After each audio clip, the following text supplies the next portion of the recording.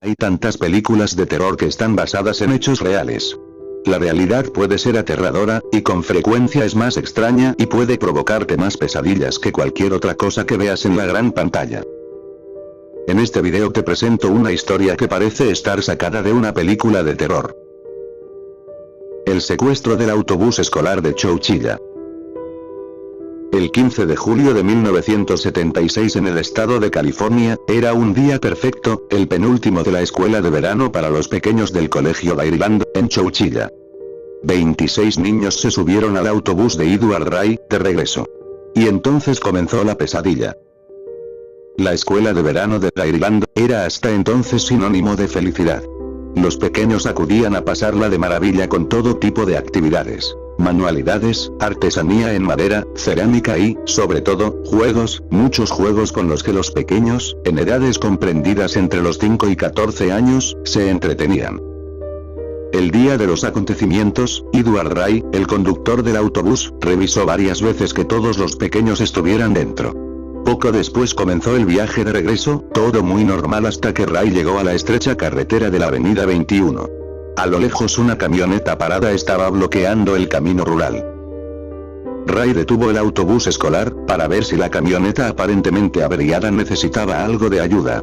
Un hombre se acercó corriendo hasta la puerta del autobús. El tipo portaba varias armas y una media de nylon en la cabeza. El conductor no lo pensó dos veces, no era el momento de hacerse el héroe con 26 niños bajo su responsabilidad, así que abrió la puerta y dejó pasar al extraño antes de que éste disparara. Nada más al entrar, ordenó a Ray, que se levantara y se moviera hacia la parte trasera del autobús. Algunos de los pequeños pensaban que todo era una broma, mientras que otros se asustaron de inmediato. Sin embargo, antes de que pudieran reaccionar, otros dos hombres enmascarados aparecieron y se subieron al autobús. Uno de los extraños tomó el volante y continuó conduciendo por la avenida 21, mientras que otro se quedó mirando de frente a los chicos. El tercero se bajó y condujo la camioneta blanca que había obstaculizado el camino. Después de unos minutos en carretera, el conductor detuvo el autobús en una zona desértica. La camioneta blanca retrocedió hasta la puerta de entrada del autobús, y los hombres ordenaron a la mitad de los niños que fueran al otro lado. Todas las ventanas en la parte trasera de la camioneta estaban cubiertas. La puerta trasera del vehículo estaba cerrada con llave desde el exterior, y lo único que percibió el grupo es que estaban en marcha de nuevo. Parecía claro que estaban ante un secuestro. La camioneta blanca fue reemplazada rápidamente por un vehículo similar donde entró el grupo restante del autobús escolar. Cuando Ray se mudó del autobús a una de las camionetas, lo único que trató de hacer fue recordar con detalle a los hombres, las camionetas, la ubicación, cualquier cosa de lo que estaba aconteciendo. No sabía lo que le esperaba de la macabra situación, pero quizás podría ayudar. Era difícil saber cuánto tiempo pasaron los rehenes en los vehículos, aunque la mayoría ahora cree que pasaron algo más de 10 horas.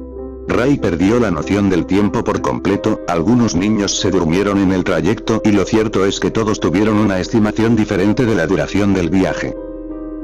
En realidad, las dos camionetas salieron de Chowchilla y condujeron a Livermore, una ciudad a más de 100 kilómetros al noroeste. Cuando llegaron al destino, los pequeños estaban hambrientos, algunos se habían hecho sus necesidades encima durante el largo viaje, y por supuesto nadie sabía qué esperar cuando las camionetas finalmente se detuvieron.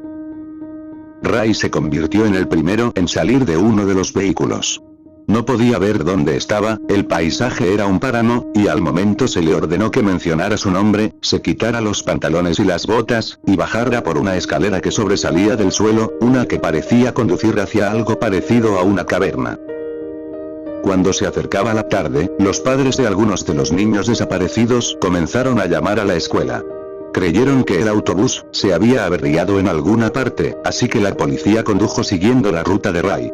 Extrañados, no había pistas del autobús, no estaba estacionado a un lado de la carretera, ni lo habían llevado a reparar en algún mecánico local, tampoco estaba en el garaje, donde solía ser estacionado al final del día. Muy pronto, en la escuela solo escuchaban las llamadas incesantes de los padres.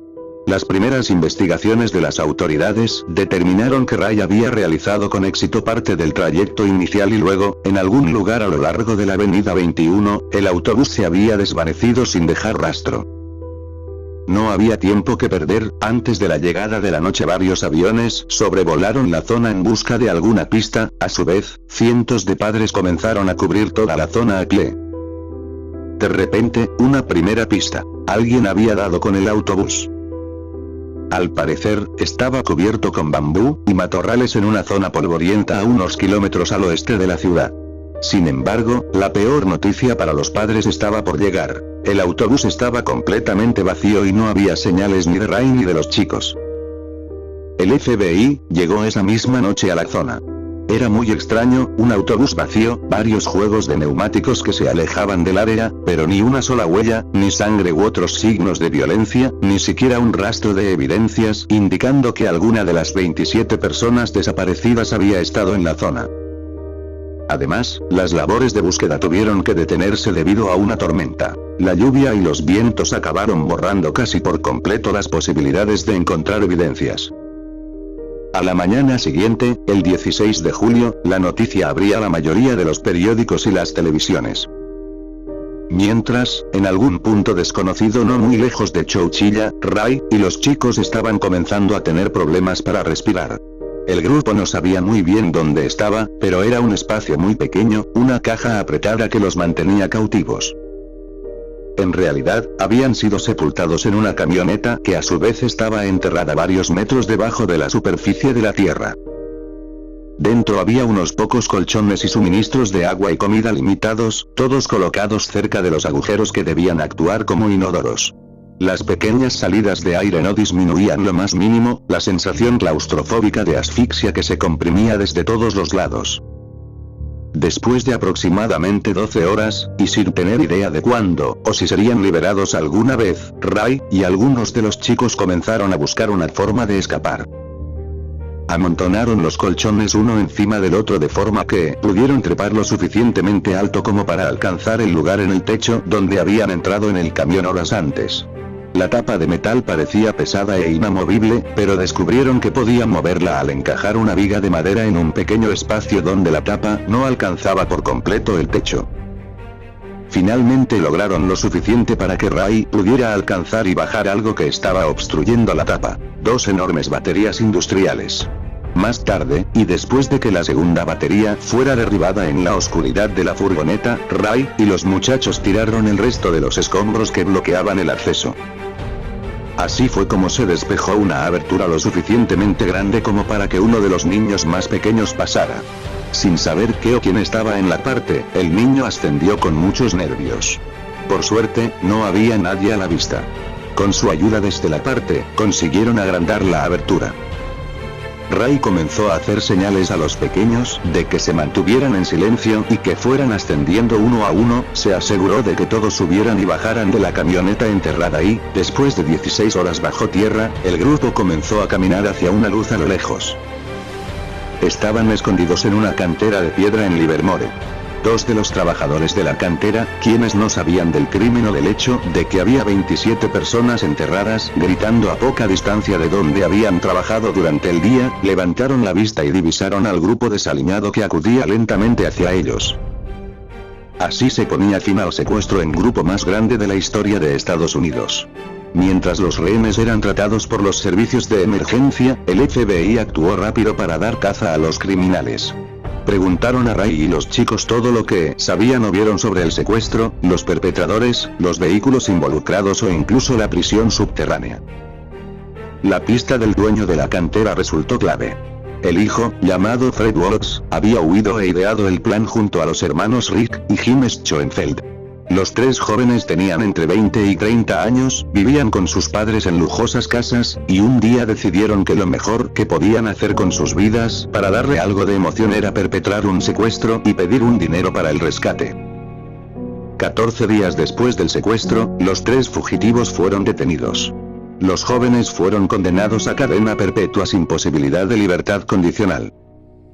Aunque más tarde el abogado de los criminales hizo todo lo posible para que obtuvieran la libertad condicional, logrando que 2 de ellos la obtuvieran. En cuanto a los pequeños, muchos de ellos desarrollaron un gran temor a los extraños, incluso en lugares relativamente seguros, como áreas públicas con mucha gente.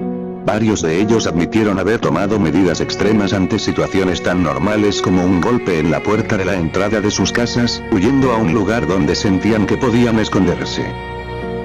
Esos niños actualmente tienen entre 40 y 50 años, muchos sufren de claustrofobia y dicen que el secuestro ha afectado incluso a sus propios hijos.